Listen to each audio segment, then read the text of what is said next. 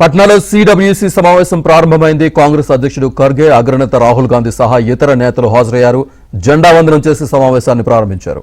ఈ సమావేశానికి తెలంగాణ సీఎం రేవంత్ సహా కాంగ్రెస్ పాలిత రాష్ట్రాల సీఎంలు, అధ్యక్షులు పాల్గొననున్నారు. ఏపీ కాంగ్రెస్ అధ్యక్షురాలు షర్మిల సమావేశానికి హాజరయ్యారు.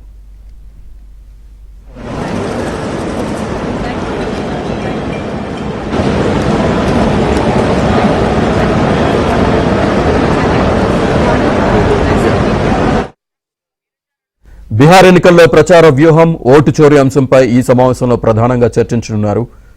పార్టీ సంస్థాగత మార్పులపై కీలక నిర్ణయాలు తీసుకోనున్నారు.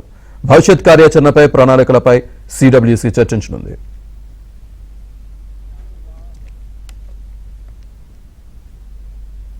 సిడబ్ల్యూసీ సమావేశాలకు సంబంధించి పూర్తి సమాచారాన్ని మా ఢిల్లీ బ్యూరో చీఫ్ కృష్ణ అందిస్తారు.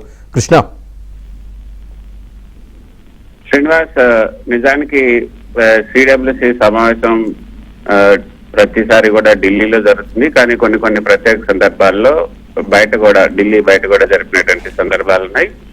ఈ నేపథ్యంలోనే ఈ యొక్క సిడబ్ల్యూసీ సమావేశాన్ని పాట్నాలో ఏర్పాటు చేశారు. పాట్నాలో ఏర్పాటు చేయడానికి ప్రత్యేకమైనటువంటి ఒక సందర్భం కూడా ఉంది.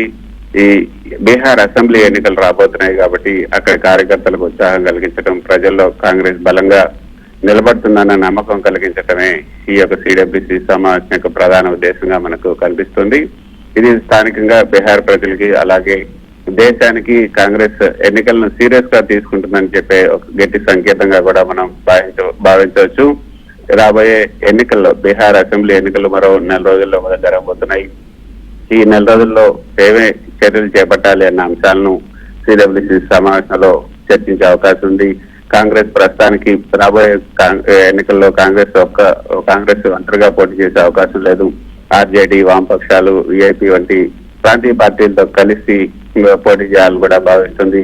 ఎన్డీఏ కూటమి, మరోపక్క బీజేపీ, జేడీయూ కూటమి బలంగా ఉంది కాబట్టి పోటీ ఈసారి గట్టిగా ఉండే అవకాశం ఉంటుంది. అందుకు ఏ విధంగా కాంగ్రెస్ పార్టీని సమాయత్తం చేయాలి, కాంగ్రెస్ కార్యకర్తలను క్రింది స్థాయి నుంచి ఏ విధంగా సమన్వయం చేసుకోవాలి అన్న అంశాలన్నీ కూడా ఇందులో చర్చించబోతున్నారు. కాంగ్రెస్ కి ప్రధానంగా గెలిచే అవకాశం ఉన్నటువంటి సీట్లు ఏవే ఉన్నాయి వాటి మీద కూడా చర్చించే అవకాశం ఉంది. తేజస్వి యాదవ్ పార్టీ ఏదైతే ఆర్జేడీ ఉందో దానికి సంబంధించినటువంటి నేతలు, అదేవిధంగా ఇప్పటి వరకు జరిగినటువంటి చర్చలు ఏంటి, వీటన్నిటి మీద కూడా చర్చించే అవకాశం ఉంది. ఇటీవల ఓట్ అధికార యాత్ర అంటూ రాహుల్ గాంధీ చేసినటువంటి ఆ యాత్ర యొక్క ప్రభావం కూడా రాబోయే ఎన్నికల్లో పడే అవకాశం ఉంది. ఈ యాత్ర వల్ల స్థానిక కార్యకర్తలు ఉత్సాహం అయితే పెరిగింది. ఓటర్ జాబితాలో పేర్లు లేకపోవడం, అదేవిధంగా ఓటింగ్ హక్కులు కోల్పోవడం వంటి సమస్యలపైన దృష్టి పెట్టారు. ప్రజల్లో కాంగ్రెస్ కి కొంత గుర్తింపు అయితే పెరిగిందని చెప్పొచ్చు. కానీ ఎన్నికల్లో విజయం సాధించాలంటే పూర్తిగా ఈ యాత్ర ఒకటే సరిపోదు కాబట్టి అభ్యర్థుల ఎంపిక, సీట్ల సర్దుబాటు, స్థానిక సమస్యలు ఇవన్నీ ఏ విధంగా సర్దుబాటు చేసుకోవాలి, అసలు ఎటువంటి ఇది లేకుండా ఈసారి గెలిపే ధ్యేయంగా మిత్రపక్షాలతో కలిసి పోరాడాలనేది కాంగ్రెస్ పార్టీ భావిస్తుంది. ఆ విధంగా అందరినీ సమన్వయం చేసుకునేందుకు స్థానికంగా ఉన్నటువంటి నాయకులను సర్ది చెప్పే విధంగా ఈ సిడబ్ల్యూసీ సమావేశం ఉండే అవకాశం ఉంది. ఈ పాట్నాలో సిడబ్ల్యూసీ సమావేశం పెట్టడం ద్వారా బీహార్ ఎన్నికలపై కాంగ్రెస్ ఫోకస్ పెంచిందని చెప్పొచ్చు. ఆర్జేడీ, లెఫ్ట్ మిత్రపక్షాలు అన్నిటితో కలిసి ఈసారి పోటీ చేయాలనుకుంటుంది. సో ఈ రోజు జరుగుతున్నటువంటి ఈ సమావేశంలో కొన్ని కీలకమైనటువంటి తీర్మానాలను కూడా చేసే అవకాశం ఉంది.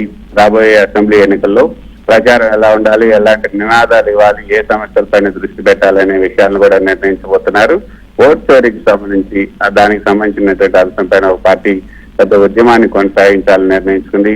ఇక సీట్ల సర్దుబాటుకు సంబంధించి మహాగఠబంధన్లో ఆర్జేడీ, కాంగ్రెస్, జేడీయూ, వామపక్షాలు ఇవన్నీ కూడా ఎవరికి ఎన్ని సీట్లు ఇవ్వాలి అనే దానిపైన కూడా చర్చ జరగనుంది.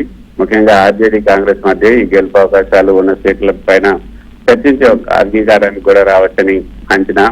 అదేవిధంగా ముఖ్యమంత్రి అభ్యర్థి అంశం కూడా ఇందులో ఇస్తారా అన్నది కూడా చూడాల్సి ఉంటుంది. ఈ సమావేశంలో బస్సు సీఎం అభ్యర్థి పేరును ఖరారు చేసే అవకాశం అయితే లేదు. కాకపోతే దాని మీద చర్చ అయితే అవకాశం అంటే పెద్దన్న పాత్ర అక్కడ ఆర్జేడీ పోషిస్తుంది కాబట్టి ఆర్జేడీకే సీఎం పదవి ఇవ్వాలని కూడా నిర్ణయించారు.